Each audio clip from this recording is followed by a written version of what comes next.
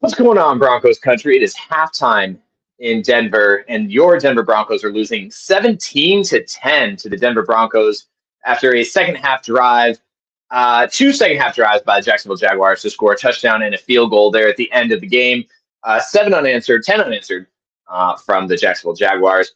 Thank you guys for joining me. It's the original halftime hash here at Bourbon Broncos No BS. Make sure you hit those. Let me know what your comments are on the first half and how you're feeling about this game.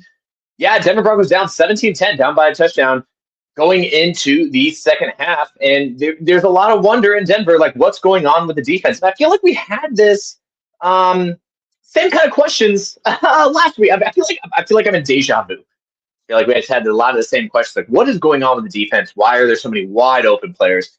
I'll be one that, yeah, and Jeremy, thank you. I appreciate you, man. Yeah, I'm not worried yet. And here's why.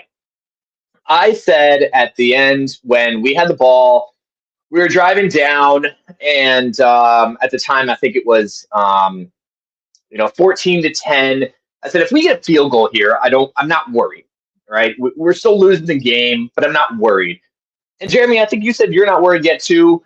Andrew said we're a second half team, and I think a lot of this comes down to, and I agree with you. The Denver Broncos are a second half team in the aspect of we know how to adjust. We see what we see in the first half, and we're doing one of those things where we're going to adjust.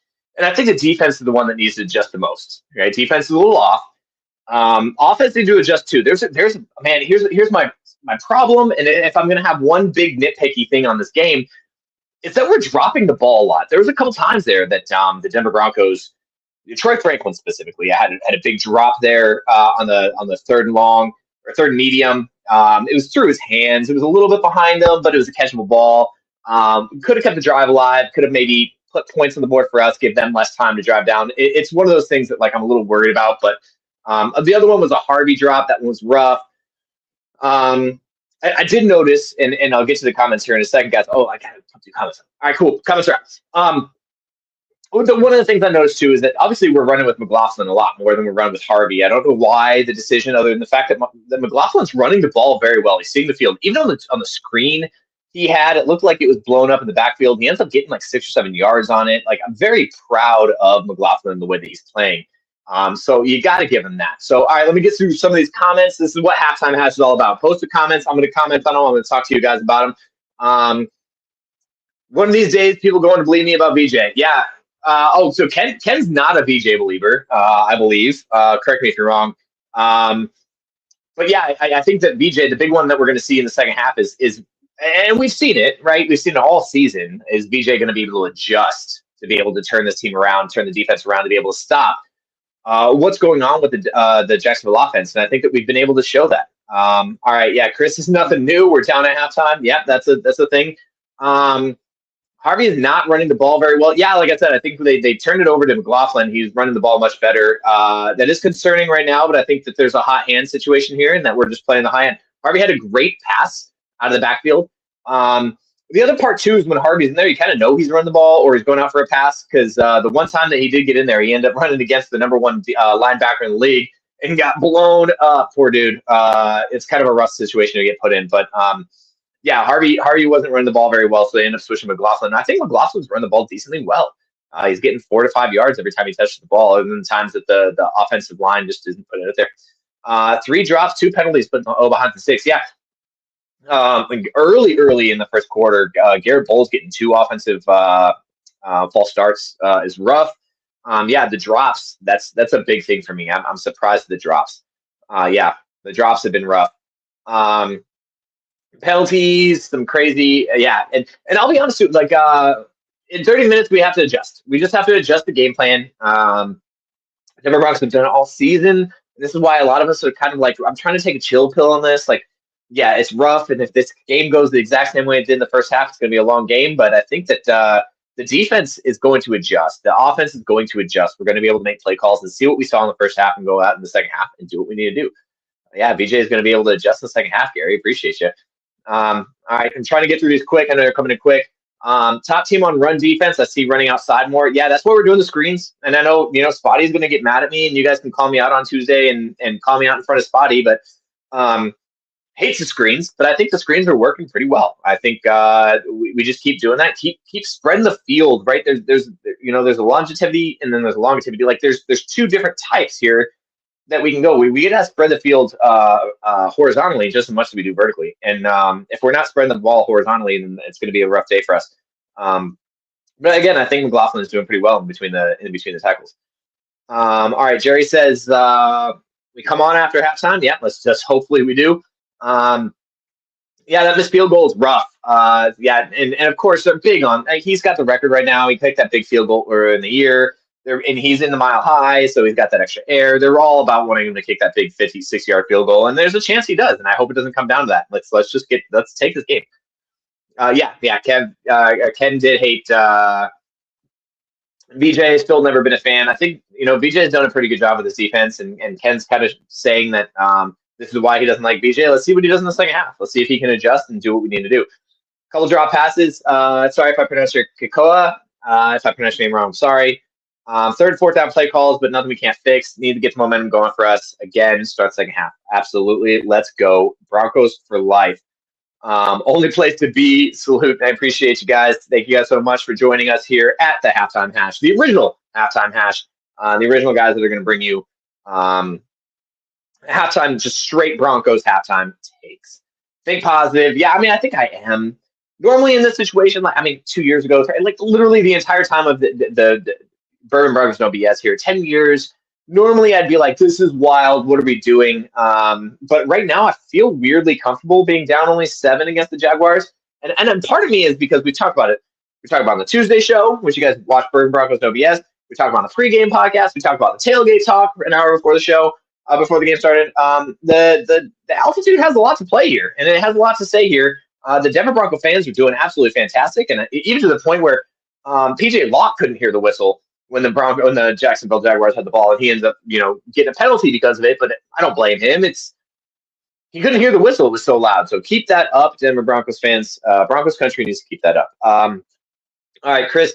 Yeah, I felt bad. Yeah, led you right into this. I felt how loud it was. Couldn't imagine how loud it was in the field. Yeah, it was probably so loud. He probably had no clue.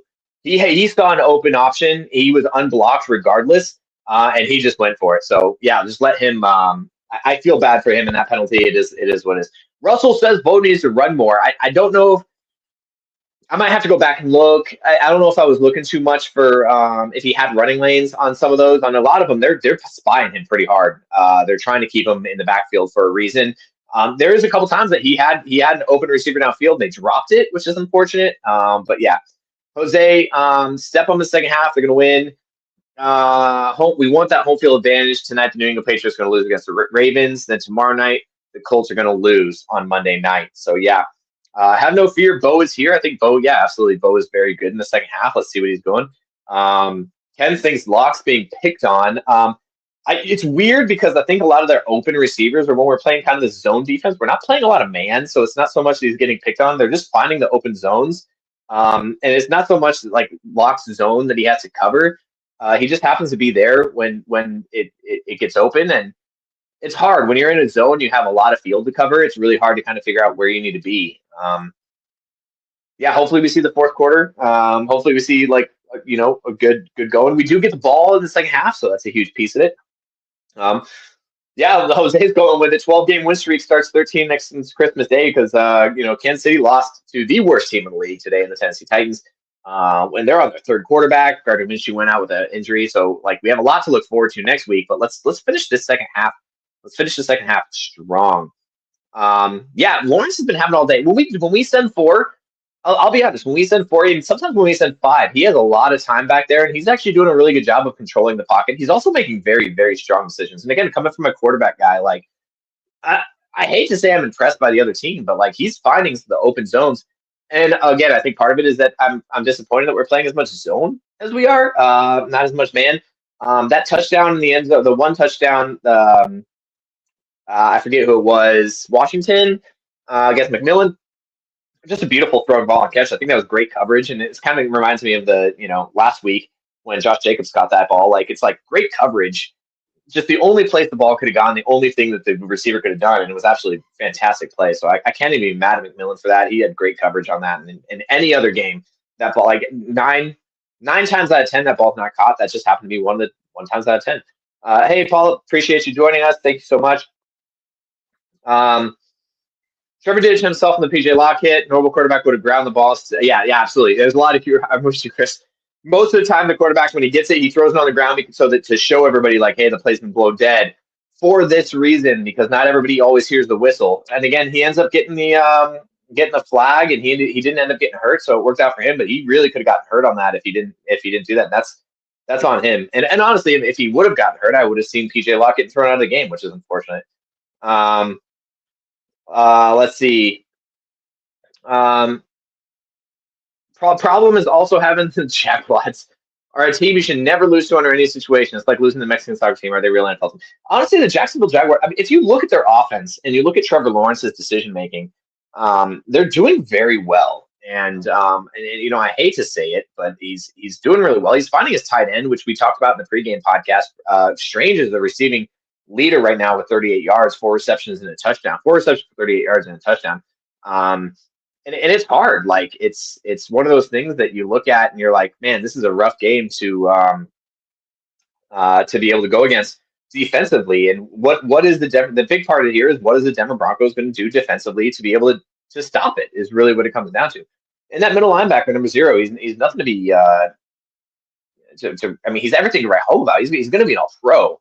And there's a reason he is in there. I mean, he's a great linebacker, and he's doing what he needs to do to stop the run. He's doing what he needs to do to stop the pass, and he's blowed up a couple plays for us. Is really what it comes down to. So we got to figure out a way to get it away from him offensively, and just keep driving the ball. Like we're supposed to be one of the top teams in third down conversions. We just have not been converting third downs. There's been a couple of great. Cortland Sutton had a great catch earlier on in the drive. I think we went on for a field goal. I think that was the missed field goal that we ended up having. Let's talk about that. Let's talk about the missed field goal in the first half. Like he boinks it off the right upright off the right hash. And that's unfortunate. It could be a 13-17 game, and that might come back and bite us. But I think the Denver Broncos getting the ball in the second half, we drive down the ball, we drive down the field, we score a touchdown, and we bring this game back to half. And I think VJ and the Denver Broncos defense are a second half defense, and they can adjust and they can stop. I think we put a lot of pressure on Trevor Lawrence in the first couple drives, and I think that if we can keep doing that, we can't let him keep this momentum. If he keeps this momentum, it's going to be a long day. That drive for them to kick the field goal at the end of the game or at the end of the half was definitely a lot of like we were trying to play prevent to stop him from doing stuff, and they just found the zones. We need to go back to our strong nose defense and keep them there. All right. Yeah, no, absolutely. We love doing the halftime hash. We've been doing it for 10 years, and we're not going to stop anytime soon.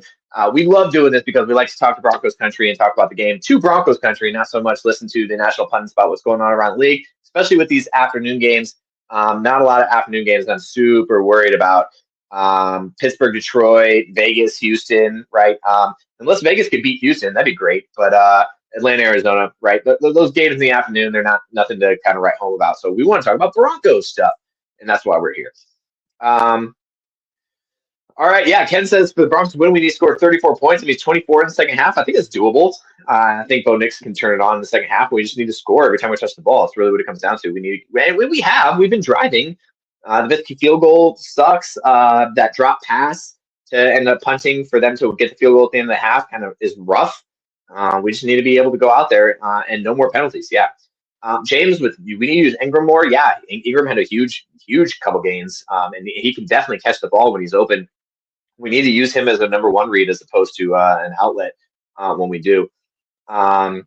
If we drive this game on the first drive, we win. If it's 3 and out, game over. That's what Ken's prediction, man. That's a rough prediction. There's a lot of game left to play. There's a whole half of a game to play here. That's a rough prediction. I don't think we it's over if it's 3 and out. Even if we score a field goal, I don't think it's over. I think the defense is what's going to come out, and I know you're not Ken. I know you're not a fan of DJ, but I think we can adjust our defense to be able to stop this offense from doing what they're doing. All right, if we get in the playoffs, yeah, we'll talk about all this with the AFC stuff on Tuesday night. Join us for Bourbon Broncos No B.S. on Tuesday night. We'll talk about all this stuff. Andrew with the Go Broncos, appreciate you joining us.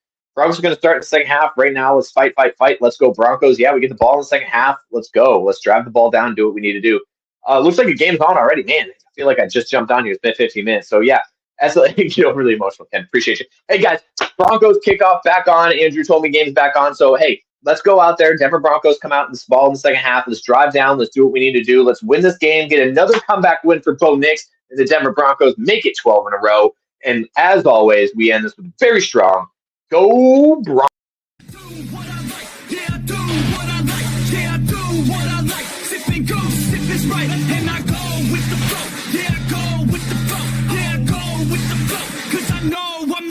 In the zone, here I go, in the zone.